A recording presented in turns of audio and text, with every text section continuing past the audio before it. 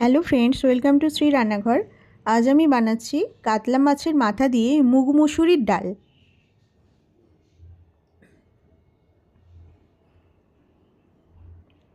এর জন্য আমি আলু আর ফুলকপিগুলো কেটে নিয়েছি, আর মুগ ডালটা কড়াইতে দিয়ে হালকা ভেজে নিচ্ছি। মুগ আর মুসুর একসঙ্গে মিশিয়ে এটা আমি ভালো করে ধুয়ে নেব। এবার আমি কড়াইতে আলু দিয়ে নুন হলুদ দিয়ে ভালোভাবে কষে নেব।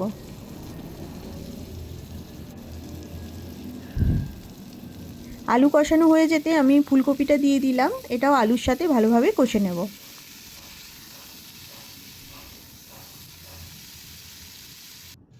আলু ফুলকপি কষানো হয়ে গিয়েছে, এবার আমি ডালটা দিয়ে দিচ্ছি। ডাল দেওয়ার পর 1 মিনিট মতন আমি সবজির সাথে এগুলো নাড়াচাড়া করে নেব।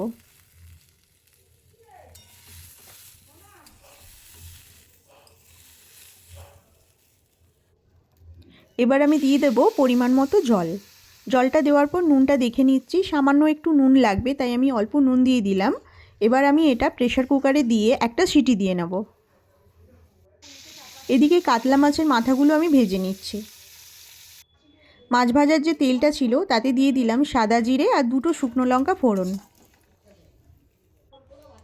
জিরেটা ভাজা হয়ে যেতে দিয়ে দিচ্ছি সামান্য পরিমাণে কুচানো পেঁয়াজ। পেঁয়াজটা একটু লাল মতো ভাজা হয়ে গেলে আমি দিয়ে দেবো কুচানো টমেটো।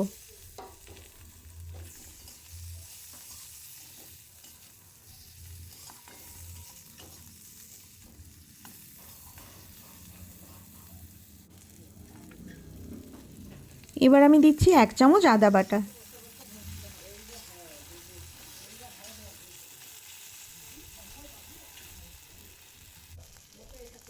দিয়ে দিচ্ছি হলুদ গুঁড়ো, কাশ্মীরি লঙ্কা গুঁড়ো,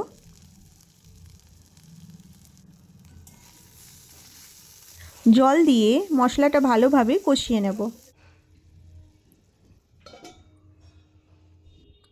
মশলা কষানো হয়ে গিয়েছে, এবার আমি মাছের মাথাগুলো ওই মশলার মধ্যে দিয়ে দিচ্ছি। মশলার সাথে মাছের মাথাগুলো ভালোভাবে মাখিয়ে নেব।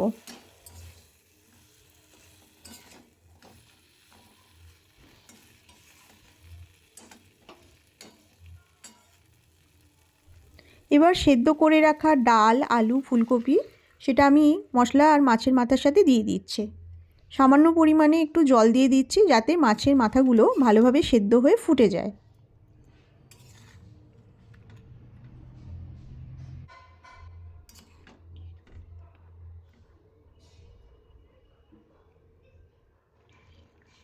ডালটা ভালোভাবে ফুটে গিয়েছে, এবার আমি দিয়ে দিচ্ছি খুব সামান্য পরিমাণে চিনি।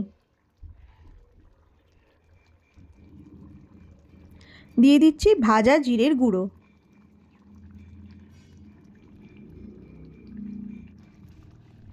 সবশেষে আমি দিয়ে দেবো 1 চামচ মতো ঘি। মাছের মাথা দিয়ে ডাল একদম রেডি হয়ে গিয়েছে, এবার আমি এটা একটা বাটির মধ্যে ঢেলে নিচ্ছি। তো বন্ধুরা, রেসিপিটা কেমন লাগলো কমেন্ট করে জানাবেন। ভালো লাগলে প্লিজ আমার চ্যানেলটি সাবস্ক্রাইব করবেন আর পাশে থাকা বেল আইকনটি প্রেস করে দেবেন, যাতে নতুন নতুন রেসিপি আপনাদের কাছে সবার আগে পৌঁছে যায়। সবাই ভীষণ ভালো থাকবেন, দেখা হবে পরের ভিডিওর সাথে। Thank you.